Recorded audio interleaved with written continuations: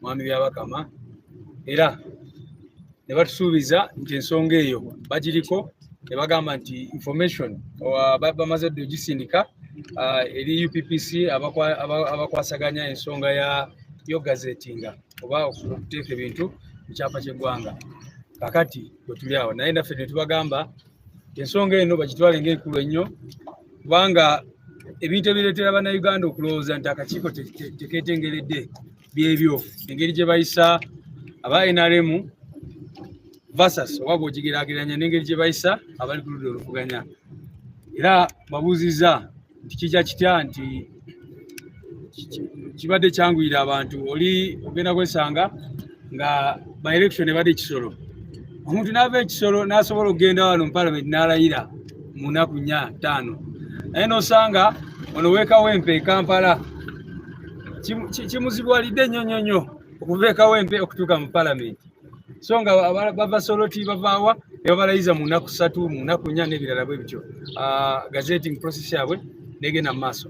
Of course ensonga gye batuwadde tinabo benyamivu ku mivu egyaliwo biki ebyo ne bagabadde mu nkiiko ez'enjawulo n'ebirala bwe bityo naye ffe ne tubagamba abantu ba Kawempe kye baagala okulaba omubaka waabwe alayira era kyetulindiridde fenna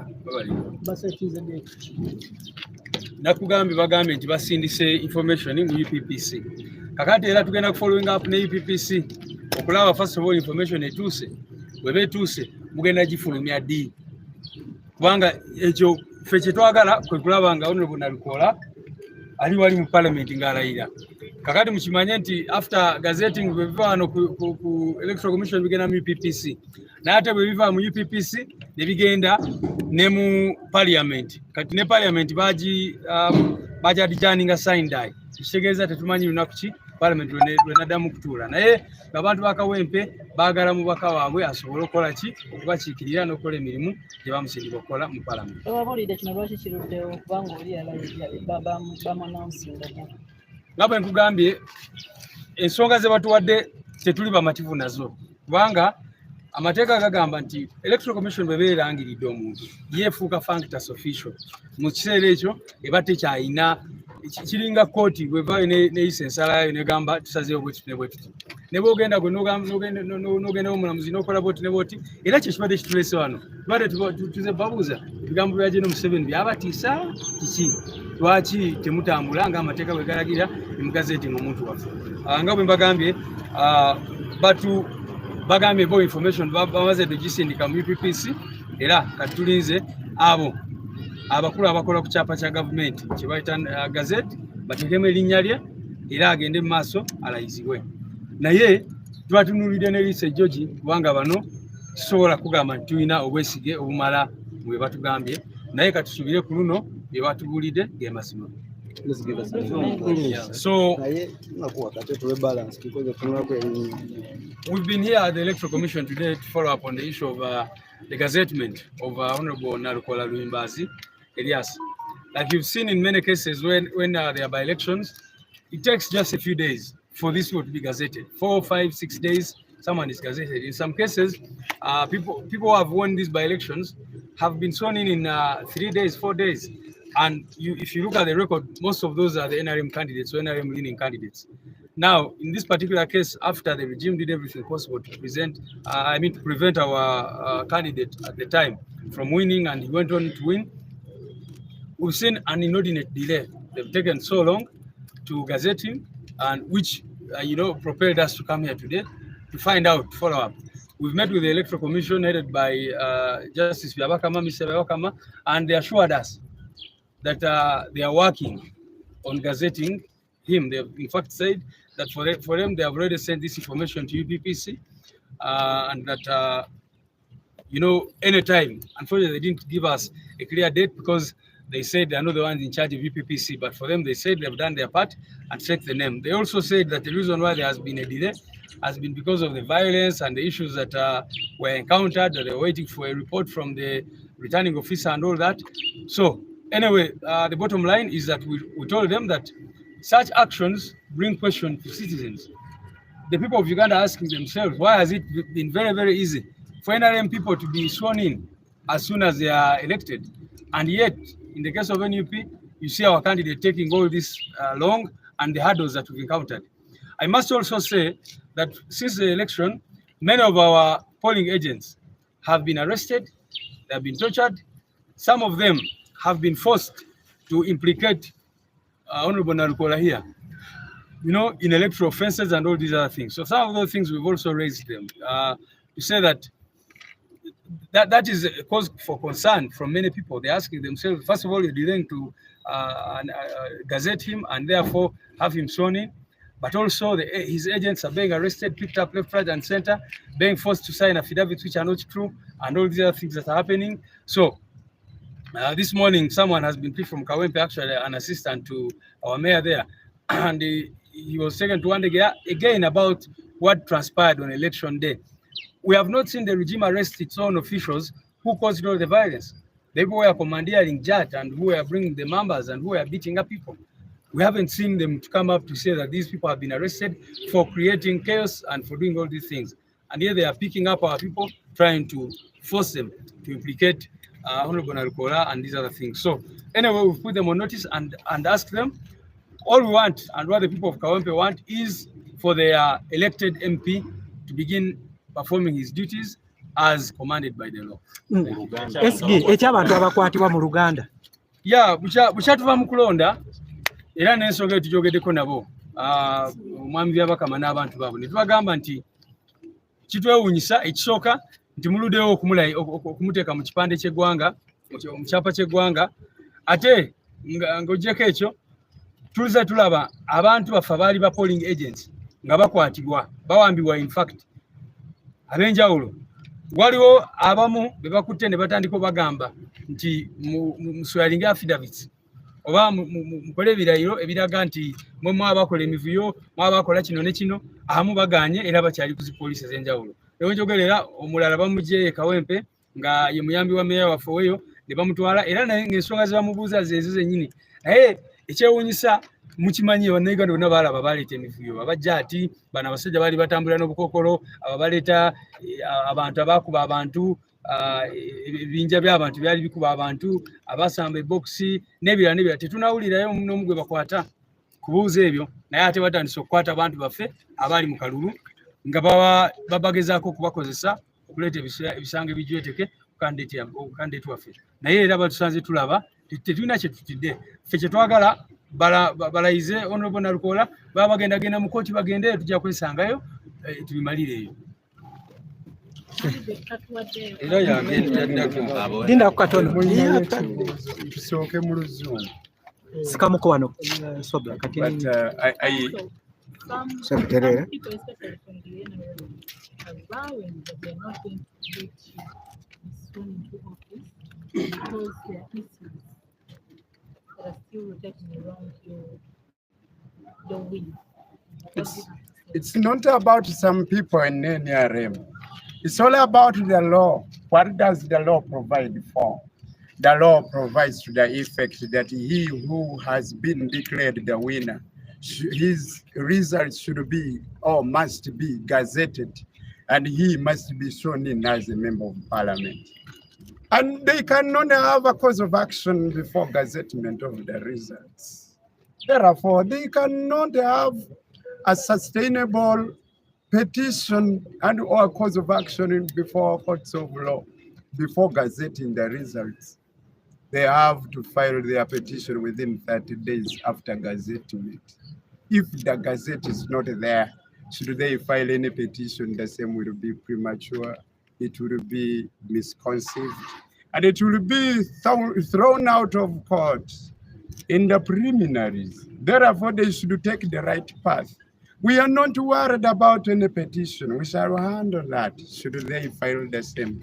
But all we demand is that the Electoral Commission must cause gazettement of the results and have me sworn in as the new member of parliament for Kawempe North constituency. We are wondering, indeed the other time I was telling General Museveni that he is basing on lies, deceit, misrepresentation from members of his party as regards the status at Kawempe North constituency. To confirm that, General Museveni get to know that those guys, those security operatives are arresting my former agents and supervisors. They are being coerced to append their signatures on affidavits which are intended to be based on in the impending petition by the National Resistance Movement. They are swimming in scarcity of evidence. They have no grounds upon which they can base that impending petition.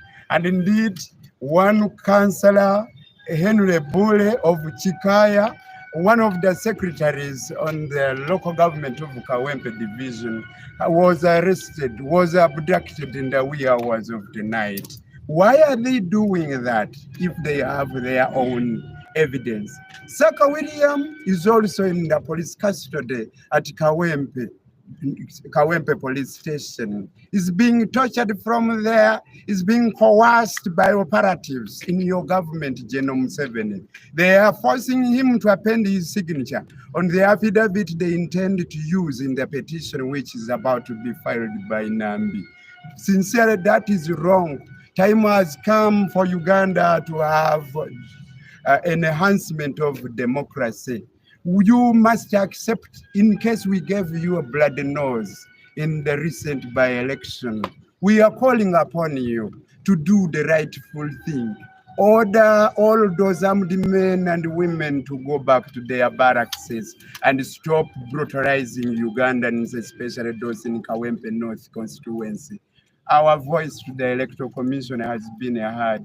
They have promised us that the Gazette will be out soon, that they have already sent the document which is intended to be published. So in the near future, if the Gazette is not out, we shall inform you when we are to visit the headquarters of UPPC to ask them why it is taking snail's pace to have the Gazette effected.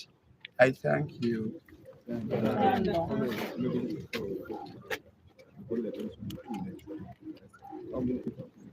So far, I can comfortably mention those. Yes. Uganda. Okay. Olunaku lwa leero mukirabye nti tuzze wano ku Electoral Commission nga tugitegeeza nti naffe tukooye okubeera nga tuddamu ebibuuzo ebitali byaffe. Abantu b'e Kawempe North baalonda ne bamala, era gwe baalonda y'ono kamwa koogera, naye babuuza gwe twalonda lwaki talayira, gwe twalonda oluvannyuma lw'ebbanga ddene nga tetufuna bukiise bunywevu olw'okubanga memba waffe wa paalamenti omwagalwa w'abangi Honorable Ssegirinya bwe yali yakalondebwa yalwala ate yasibibwa n'abeera mu nkomyi ebbanga ddene, oluvannyuma n'atwalibwa mu malwaliro ag'enjawulo. Abadde ku ndiri bambi musajja wattu nga tasobola kwogera bigambo binywevu so nga yali abirina eby'abantu b'e Kawempe North constituency. Kati bamaze ne balonda omupya nga y'ono kamwa koogera. Beebuuza lwaki omuntu oyo tatwalibwa mangu mu tteeserezo n'alayira, nga tubategeeza nti Electoral Commission tennateeka byava mu kulonda mu kitabo ekitongole ekya gavumenti oba okukola kye bayita gazette. Olwaleero tuzze gye bali ne batubuulirako nti mazima ddala nabo ensonga eyo bakwatako, era nabo bejjusa olw'ebikolwa ebyekko, ebyettima, ebyettemu ebyakolebwa mu kalulu ako. Ne batutegeeza nti bamaze okuweerezaayo ekiwandiiko ekyo ekitongole kifulumizibwe mu kitongole ekya UPPC mu bbanga eritali lyawala. Nabwekityo tutegedde nti alina obuvunaanyizibwa kaakano okufulumya ebyava mu kulonda okwo, ky'ekitongole ekyo kye njogeddeko. Tujja bategeeza singa tunaalabanga nabo bakandaaliriza ne batafulumya, tujja babuulirako nga tugenda obbakyalirako abantu abo. Baatugamba batuula Ntebe, tujja gendayo naye bwe tunaalabanga basusse nga bakola nga bwe baagala. Mu ngeri y'emu njagala okutegeezaako ku Genome 7 nti nno munnange wawuddiisibwa ssebo munnamagye waffe omulungi. Baakuwuddiisa abaakugamba nti olina obuwagizi e Kawempe North, ne basomba abantu ne babaleeta ewambogo nga bakulimba so nga babajje mu masoso g'ebyalo eyo. Munnanga abantu be wali oyogera gye bali bangi ku bo tebaava Kawempe, kale be baafuna entengereze nga bamanyi nti tujja bawangulira n'eyo gye wajja ne bonoona ebyava mu kulonda mu kitundu ekyo. Mu kiseera kino okumanya abantu abo banafu nnyo era tebalina bujulizi busobola kuyimirizaawo kuwaaba kwa nsonga. Bali ku kaweefube wa kubuzaawo na kukwata abantu bange abampagira abaali bakuuma akalulu nga kansala omu ate nga minisita ku division y'e Kawempe ayitibwa Henry Buule inginiyo yava Kikaaya bamubuzizaawo ekiro kya leero azzeemu okulabikako e Kawempe batulugunyizibwa omulala bamuyita Saka William babatulugunya abasajja bo Ssebojjendo Museveni nga babakako okuteeka emikono gyabwe ku birayiro. Ebirayiro ebyo bye baagala okukozesa mu petitioni nga bya bulimba mbunno bawakanye nnyini obuwanguzi bwange ate nga naawe bakunoonyereza waali zudde nti yenze yawangula ne ku bikolwa ebyekka ebyakolebwa bikulagira ddala nti abasajja bo baali beekaka babeere nga be bafuna obuwanguzi ekitali kituufu. Jeno Museveni okimanyi bulungi, wagenda mu nsiko mu gy'ekinaana wali onyiize olw'okubanga obululu bwa Democratic Party bwali bujjubbiddwa UPC era n'ogenda e Luweero aba DP gye baalonda ennyo ne bakukuumirayo mu nsiko n'olwana ng'olwanyisa kibba bululu munnanga abasajja b'okulembera nabo baabo bebeesomye okubba obuwanguzi bwaffe ate ng'amazima gali nti ku mulundi guno Jeno Museveni ekibiina kyo twakiwangula ffe ab'NUP abasajja bo bayite baddeyo mu nkambi balekerawo okutulugunya abantu baffe kuba kifaananya bubi eggwanga lyaffe naawe kennyini ng'omusajja eyali amanyikiddwa mu kulwanirira demokulasiya neeraba ebikolobera ebikolebwa ate nga gwali waggulu mu buyinza. Ze ndowooza obudde butuuse weekube mu kifuba abasajja bo bagambe bakole ekituufu. Bannakawempe North tukooyo bakubirira buli kaseera baagala tubalagaanye agaanye okuteeka ebyava mu kulonda mu gazeeti nga tubagamba mugumiikirizeeko naye akakiiko k'ebyokulonda kalabika kawulidde ensonga yaffe era kagitegedde. Mwebale nnyo mwebalire ddala.